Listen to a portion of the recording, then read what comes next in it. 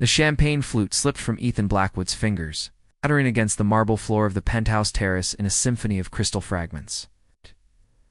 But he barely heard the sound over the thundering of his heart as his eyes locked onto the woman across the rooftop party, Lily. 6 months. It had been 6 months since he'd fired her, since he'd destroyed the most genuine thing that had ever entered his carefully controlled world. 6 months of convincing himself he'd made the right choice, that protecting her from his darkness was noble, that the hollow ache in his chest would eventually fade. But there she stood, transformed in ways that stole his breath. Gone was the shy maid who had once apologized for existing. This woman commanded attention without asking for it. Her emerald silk dress hugged curves he remembered tracing with his eyes in stolen moments. Her chestnut hair cascaded in perfect waves over bare shoulders, and her laugh carried across the Chicago skyline like music he'd forgotten how to hear. She was radiant. She was confident. She was in another man's arms. "Ethan, you look like you've seen a ghost." Marcus Fitzgerald, his business partner, appeared beside him with 2 fresh drinks. "Actually, scratch that. You look like you want to murder someone?" Ethan's jaw clenched as he watched the man spin Lily across the dance floor.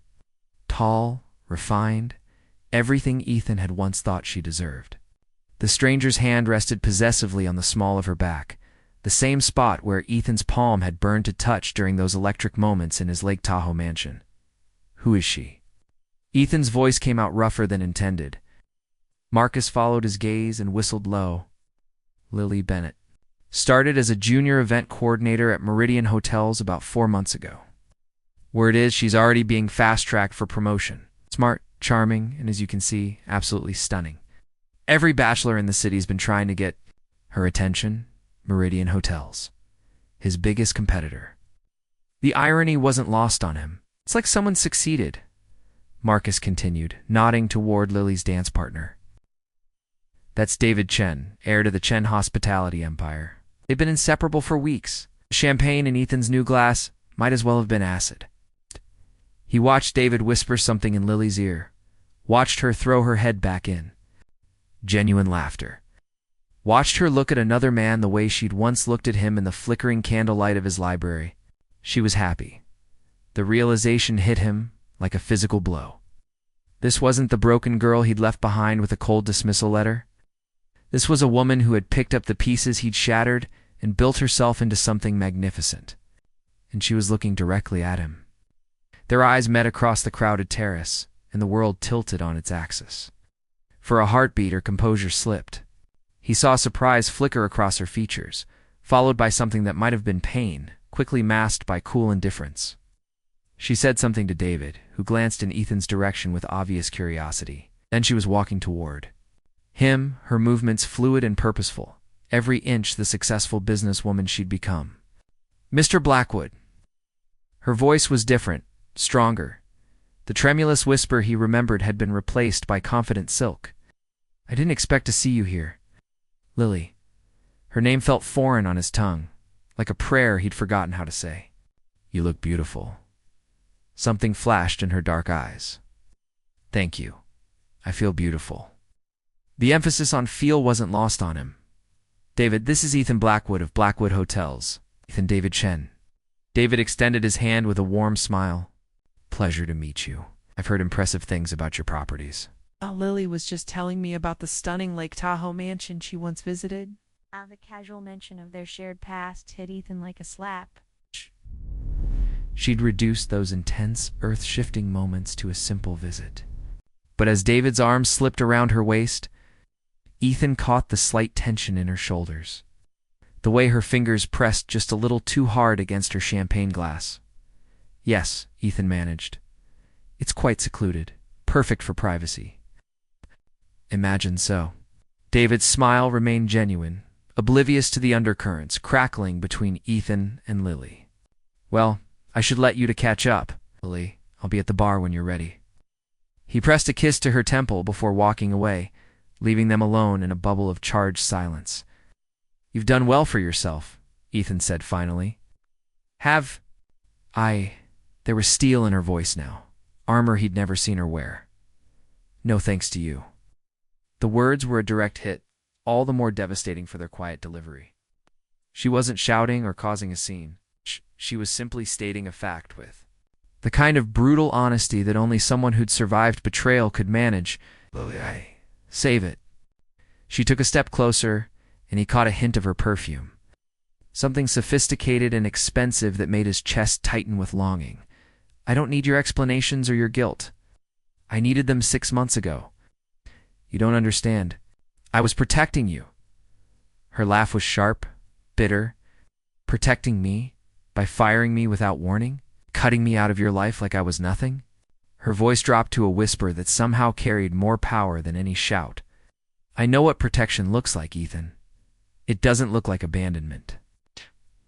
Before he could respond, she was walking away, returning to David's welcoming embrace. But not before Ethan caught the slight tremor in her hand as she set down her champagne glass.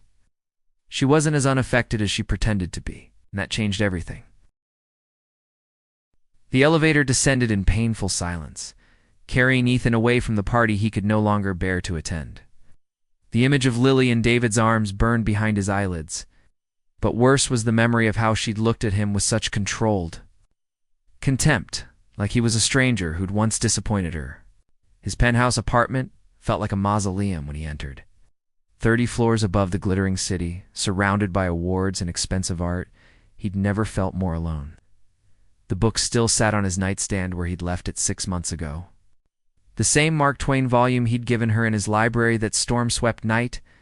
He'd read it 17 times since then, searching for traces of her in the margins, finding none. The whiskey burned going down, but not nearly enough to numb the regret clawing at his chest. He'd convinced himself that walking away had been noble, that someone pure like Lily deserved better than his damaged soul. Seeing her tonight, transformed and radiant and clearly thriving without him, forced him to confront a horrible truth. He hadn't protected her. He'd protected himself. His phone buzzed. A text from an unknown number. Meet me tomorrow. Navy Pier, 8 p.m. We need to talk. His hands shook as he typed back. Deleted, typed again. Finally, he settled on a single word. Yes. The next evening found him pacing the length of Navy Pier like a man awaiting execution. The autumn wind whipped off Lake Michigan, carrying the scent of rain and possibility. When Lily appeared through the crowd, his breath caught in his throat. All over again, she wore jeans and a cream sweater, her hair pulled back in a simple ponytail. Without the glamour of the previous night, she looked younger, more like the woman he remembered. But her eyes held a hardness that hadn't been there. Before you came, she said, stopping a careful distance away. Did you think I wouldn't? I thought a lot of things about you once.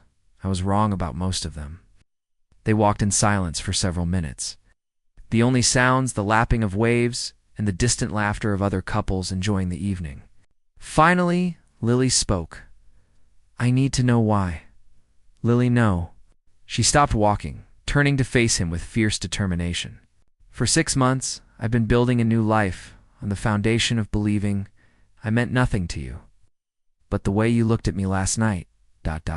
She shook her head. Can't move forward until I understand what really happened. The vulnerability in her voice cracked something open inside him. This was the Lily he remembered, brave enough to demand truth even when it might destroy her. You meant everything, he said quietly. That was the problem. She flinched as if he'd struck her. That's not an answer.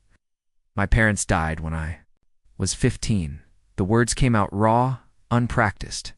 He'd never told anyone this story, not completely. Car accident.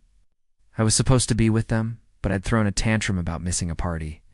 While I was dancing with some girl whose name I can't even remember, they were dying on a dark highway. Lily's expression softened, but she didn't speak. I swore I'd never let anyone close enough to lose them like that again. For 17 years I kept that promise. I built walls so high that nothing could get through. He turned to stare out at the dark water. And then you walked into my house with your shy smile and your wounded eyes, and you demolished every defense I had without even trying. So you threw me away. I tried to save us both from the inevitable. His laugh was bitter. I convinced myself that someone like you, someone good and pure, would eventually see through my facade. You'd realize I was just another rich bastard who collected beautiful things and destroyed them. I thought if I ended it first, cleanly, you could find someone worthy of you. Someone like David. Yes, the admission tasted like ash. Someone like David. Lily was quiet for so long that he thought she might simply walk away. When she finally spoke, her voice was steady but sad. Do you want to know what you actually did? He nodded, though he wasn't sure he could bear to hear it. You made me believe I was disposable, that whatever I thought we shared was just my imagination. That I was stupid and naive for thinking someone like you could care about someone like me. Her eyes glistened with unshed tears. You didn't protect me from heartbreak, Ethan, you guaranteed it. The words hit him like physical blows. Lily, I'm sorry. I'm so damn sorry. I know you are. She wiped her eyes with the back of her hand. But sorry doesn't fix what's broken. Then what does? She turned to look at him fully, and for a moment he glimpsed the woman she'd been 6 months ago, beneath the armor she now wore. I don't know if anything can, she whispered. David is a good man. He's kind and steady, and he makes me feel safe. He's planning to propose next month. The words drove a stake through Ethan's heart, but he forced himself to nod. You'll be happy with him? Will I? There was something desperate in her voice now. Because every time he kisses me, I think of you. Every time he touches me, I remember what it felt like when you almost touched me in that laundry room. Every time he tells me he loves me, I hear the silence where your voice should have been. The confession hung between them like a bridge neither dared to cross. Lily, ... double quotes, I hate you, she said, but there was no heat in it. Only exhaustion. I hate that you still have this power over me. I hate that seeing you last night made me question everything I've built. And I hate that part of me is glad you're suffering too. Before he could respond, she was walking away, leaving him alone on the pier with the weight of all his mistakes pressing down on him like the dark water of the lake. But this time, he didn't let her go without a fight. I love you, he called after her, his voice carrying across the wind. She stopped walking but didn't turn around. I loved you 6 months ago, and I love you now, and I'll love you when you're married to David and have forgotten my name. That's why I ran. Not because you weren't enough, but because you were everything I'd ever wanted and was too broken to believe I deserved. Slowly, she turned to face him, tears streaming down her face. Then why didn't you fight for me? The question shattered what was left of his carefully constructed defenses, leaving only raw, bleeding truth. Because I'm a coward, he whispered. But I'm not anymore. The confession echoed across Navy Pier like a gunshot, and for a heartbeat the world held its breath. Lily stood frozen, her face a canvas of conflicting emotions, tears catching the amber glow of the streetlights. Don't, she whispered, taking a step backward. Don't you dare do this to me now. Have to. Ethan moved toward her, his hands raised in surrender. I've spent 6 months trying to convince myself I did the right thing. But seeing you with him, seeing how you've grown and changed and become this incredible woman, his voice cracked. I can't pretend anymore that I let you go for your sake. I was protecting myself, and in doing so, I hurt the only person who ever mattered. Stop. But there was less conviction in her voice now, as if his words were chipping away at the walls she'd built. I'm not asking you to forgive me, he continued, his voice gaining strength with each word. I'm not asking you to throw away what you've built with. It's David. I just need you to know that letting you go was the biggest mistake of my life, and I would spend every day for the rest of my existence trying to make it right if you'd let me. Composure finally cracked. You don't get to do this? The words came out as a sob. You don't get to show up now when I finally found some peace, and tear it all down with pretty words and declarations of love. I know. No, you don't know. She was angry now, magnificent in her fury. Do you have any idea what those? First weeks were like I couldn't eat, couldn't sleep. I kept checking my phone, thinking maybe you'd realized your mistake. Maybe you'd call and explain, but you never did. You just disappeared like I never existed. The pain in her voice was a physical weight on his chest. I thought it was kinder. Kinder? She laughed bitterly. Kinder would have been honesty. Kinder would have been telling me you were scared instead of making me believe I was worthless. You were never worthless. He took another step closer, and this time she didn't retreat. You were the most precious thing in my world, and I was terrified I'd destroy you the way I destroy everything I touch. So instead, you destroyed me by leaving. The simple truth of it hit him like a physical blow. In trying to protect her from his damage, he'd become the thing that damaged her most. How do I fix this? The question came out broken, desperate. You can't.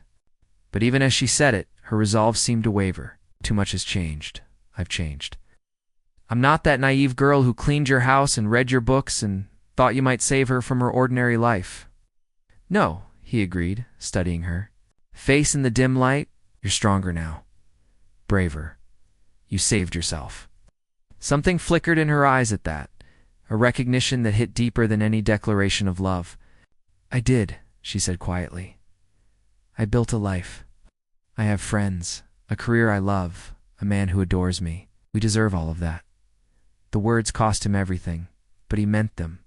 You deserve David's devotion, his steadiness, his certainty. You deserve someone who won't run when things get complicated.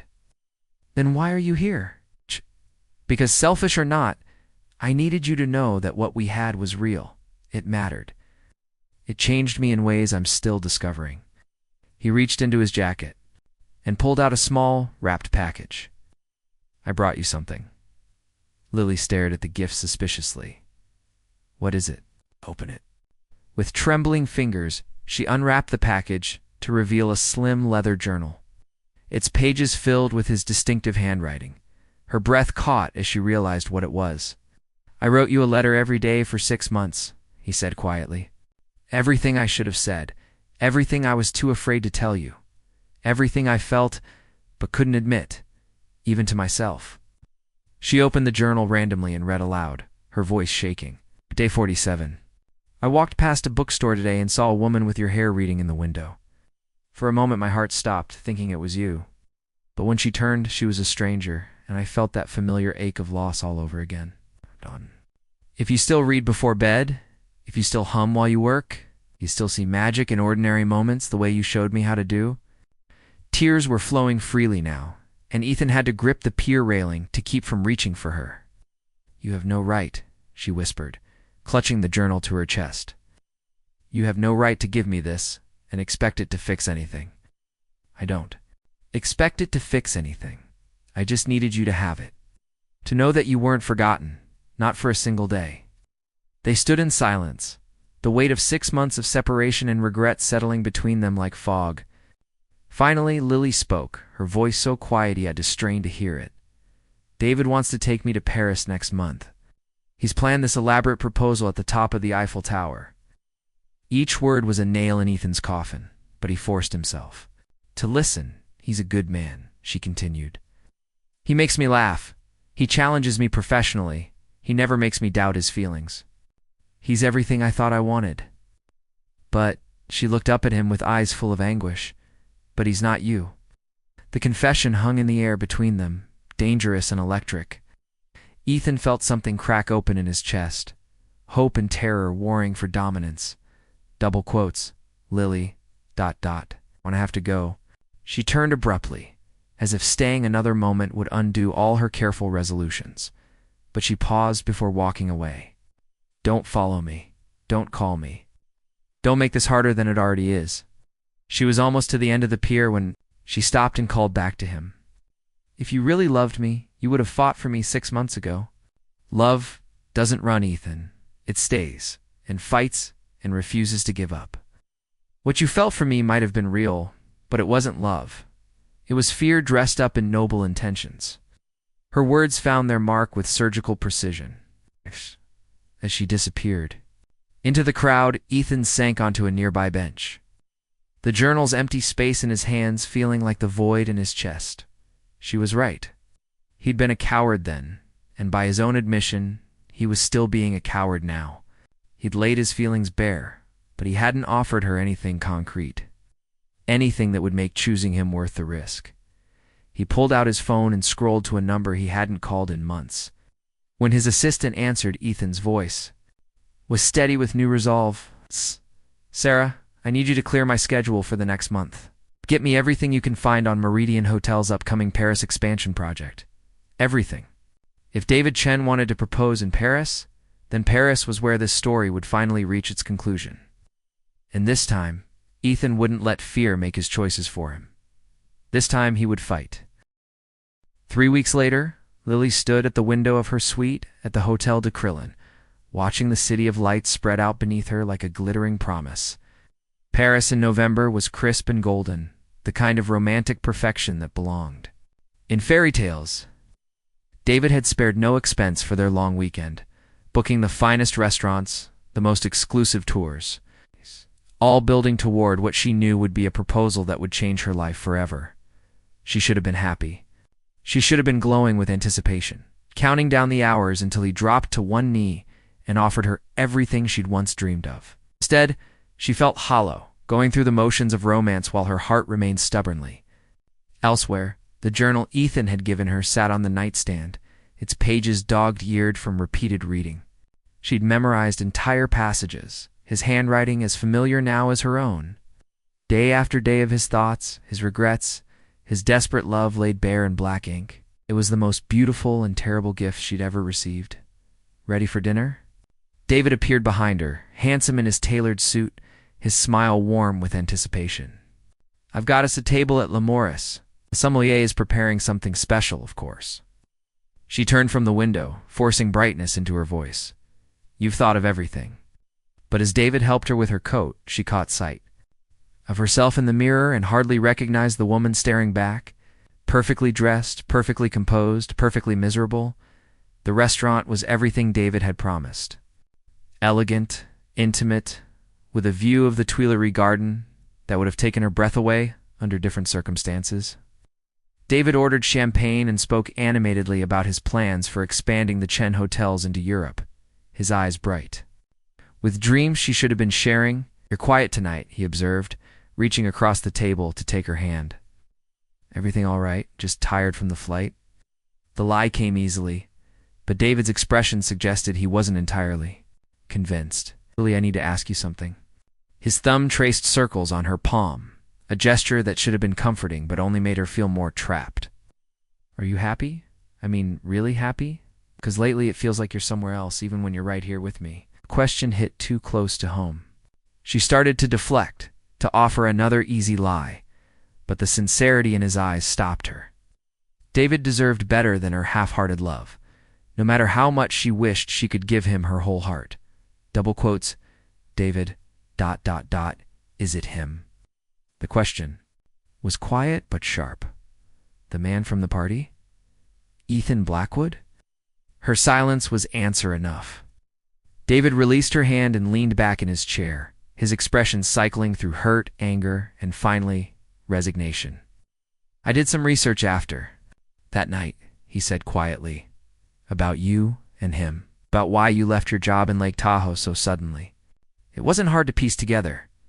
Shame burned in her chest. David, I never meant I know.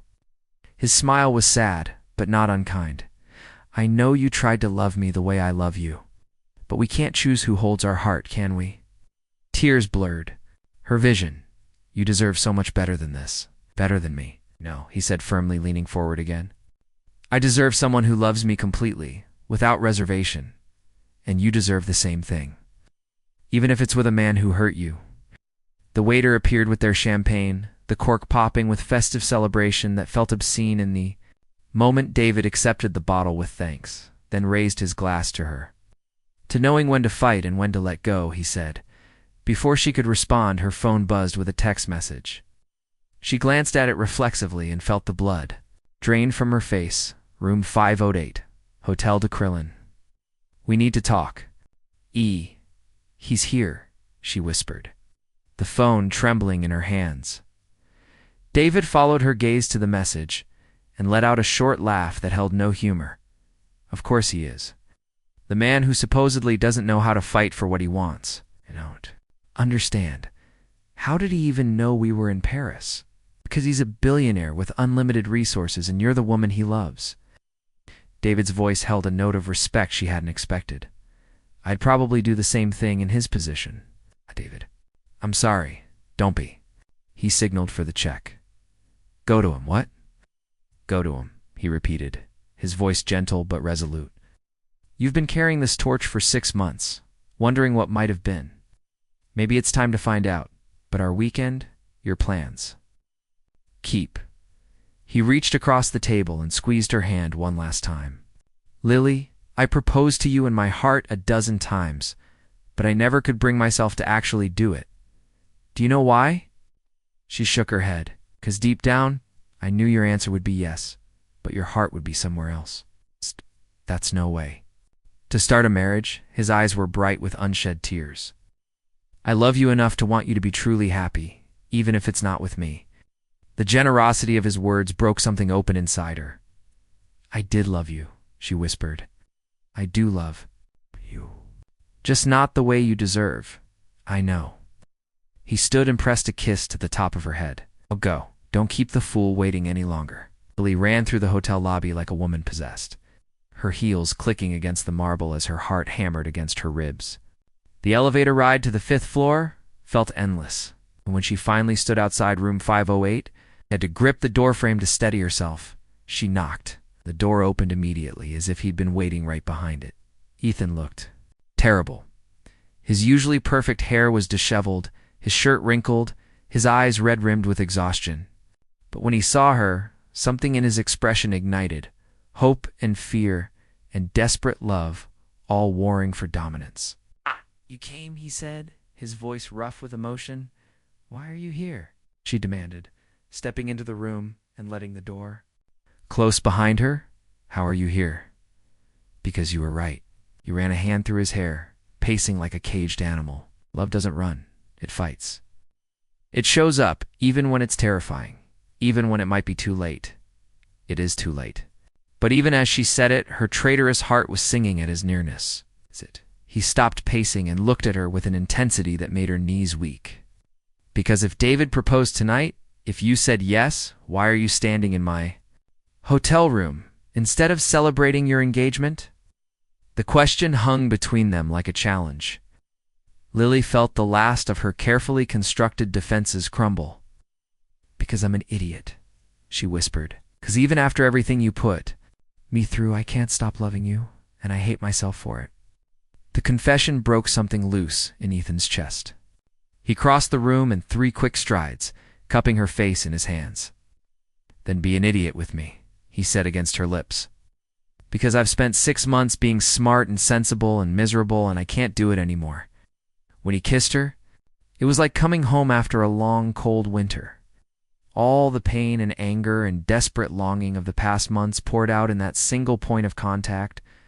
She tasted tears on his lips, or maybe they were her own. I quit my job, he said when they finally broke apart, resting his forehead against hers. Walked away from everything. My hotels, my board positions, all of it. Ethan, what? Why? Because I realized I was hiding behind my empire the same way I'd hidden behind my fears, using success as an excuse not to take real risks, not to be vulnerable. His hands tangled in her hair. I want to build something new, something honest. I want to build it with you, if you'll have me. What about all your talk of being broken, of destroying everything you touch? Well, maybe I am broken. He admitted, maybe we both are. But maybe broken people can heal each other if they're brave enough to try. Lily closed her eyes, feeling the last walls around her heart crumble into dust. I'm scared, she whispered. So am I, he said. But I'm more scared of living without you than I am of anything else. When she opened her eyes, his gaze was steady, sure, full of the kind of unwavering commitment she'd craved from him 6 months ago. Ask me, she said softly. What? You said you're not running anymore? You said you're ready to fight. So ask me the question you should have asked me 6 months ago in that laundry room. Understanding dawned in his eyes. He dropped to his knees right there on the hotel room floor, taking her hands in his. Lily Bennett, he said, his voice shaking. With emotion, will you take a chance on a broken man who loves you more than his own life? Will you let me spend every day for the rest of our lives proving that some people are worth fighting for? Through her tears, she saw the man she'd fallen in love with in that storm-swept library, vulnerable and real, and finally brave enough to choose love over fear. Yes, she whispered. Yes, you impossible, infuriating, wonderful man. Yes. When he rose to kiss her again, Lily finally understood what it felt like to be someone's first choice.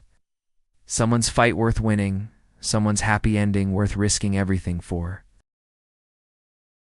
1 year later, Lily stood in the doorway of what had once been Ethan's imposing Lake Tahoe mansion. Watching him negotiate with contractors about converting the East Wing into their new business headquarters, the formal dining room had been transformed into a conference space.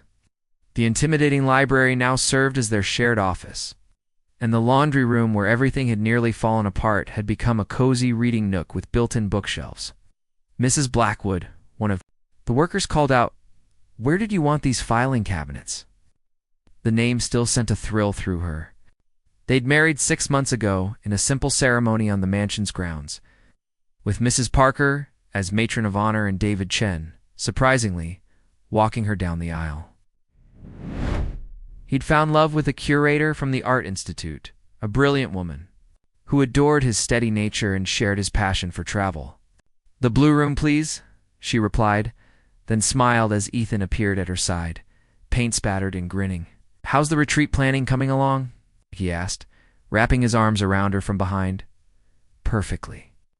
We're booked solid through next summer." She leaned into his warmth, still marveling at how natural this felt. The Healing Hearts retreat for divorced professionals sold out in 2 days.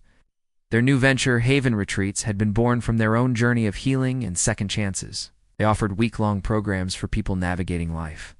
Transitions from divorce to career changes to loss. Ethan had discovered an unexpected gift for leading workshops on overcoming fear and vulnerability, while Lily had found her calling in helping others rebuild their self-worth after devastating setbacks. Speaking of healing hearts, Ethan murmured against her ear, "I have something for you." He handed her an envelope with her name written in his familiar handwriting. Inside was a single photograph and a note. The picture showed the original dismissal letter he'd given her that devastating morning 1.5 years ago. But it had been transformed into something beautiful.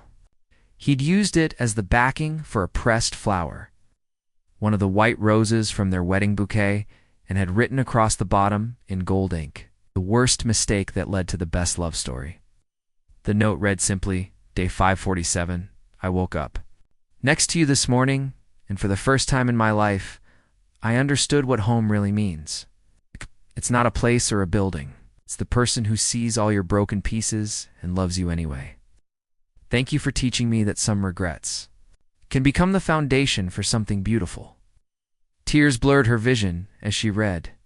Even now, Ethan continued writing in his journal every day, but the entries had transformed from desperate longing to grateful love, from regret to celebration.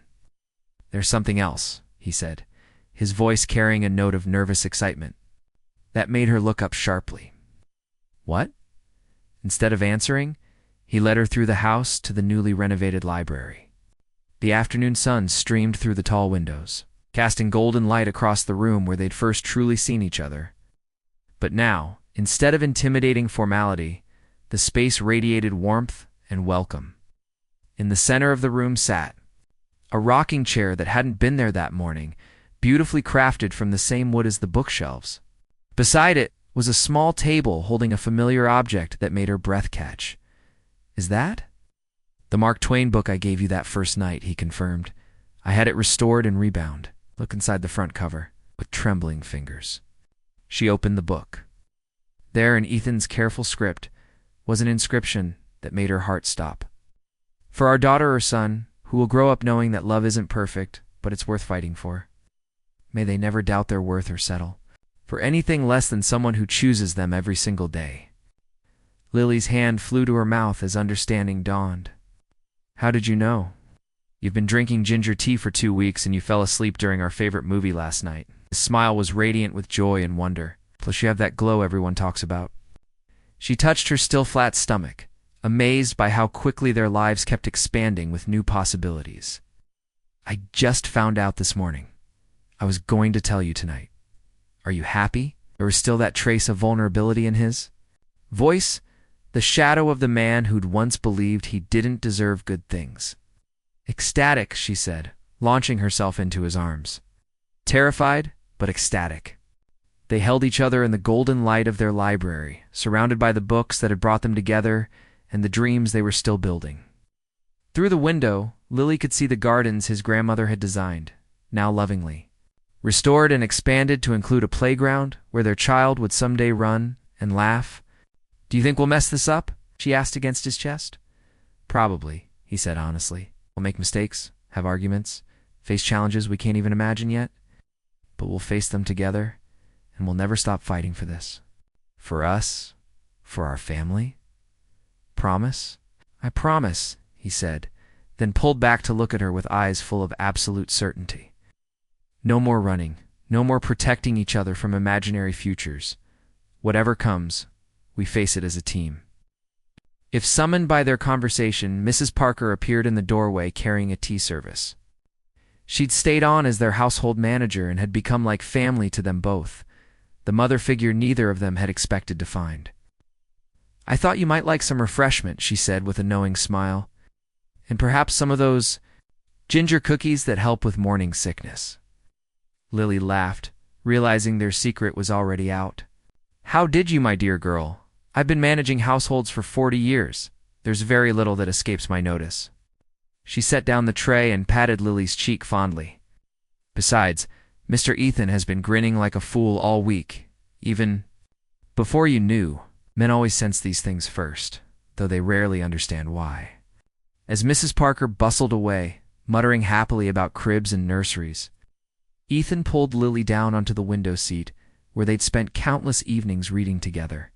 "Read to me?" he asked, handing her the restored Mark Twain. "Part doesn't matter. I just want to hear your voice and hold you and pretend this isn't all too good to be real." Lily opened the book randomly and began to read, her voice soft and sure in the quiet library. But her mind wasn't on Mark Twain's words. Instead, she was thinking about the incredible journey that had brought them here. From that first night, when he'd given her this same book, through the devastating separation that had nearly destroyed them both, to this perfect moment of absolute happiness. She thought about the woman she'd been 18 months ago, shy and invisible, accepting scraps of affection and calling it enough. She thought about the man Ethan had been, so afraid of loss that he'd chosen loneliness instead of love. They'd both been broken in different ways, but somehow their jagged edges had fit together, creating something stronger than either of them could have been alone. "What are you thinking about?" Ethan asked, noting her distraction. "Second chances," she said simply. "How sometimes the worst thing that happens to you can also be the best thing, if you're brave enough to see it through." "Are you talking about me firing you?" "I'm talking about you being brave enough to come to Paris, about me being brave enough to let you back in, about David being generous enough to let me go." She closed the book and turned to face him fully. "It's about all the million tiny choices that led us here. Any regrets?" "Only one," she said, and watched his face tighten with sudden worry. "I regret that it took us so long to get here. I regret all the nights we slept alone when we could have been together. I regret every day we spent apart when we could have been building this life." Relief flooded his features. "Those days weren't wasted," he said gently. "They taught us to value what we have now. They made us strong enough to handle the real thing when it finally came." Outside, the sun was setting over Lake Tahoe, painting the sky in shades of rose and gold. Soon, their retreat guests would arrive for the evening program. People seeking their own second chances and new beginnings. But for now, it was just the two of them and the life they'd built from the ashes of their mistakes. "I love you," Lily said, the words as natural as breathing now. "I love you too," Ethan replied, and then added something he'd never said before. Words that carried the weight of absolute certainty. Forever.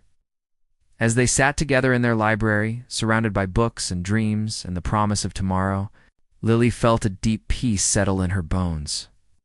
They'd both learned that love wasn't about perfection or fearlessness.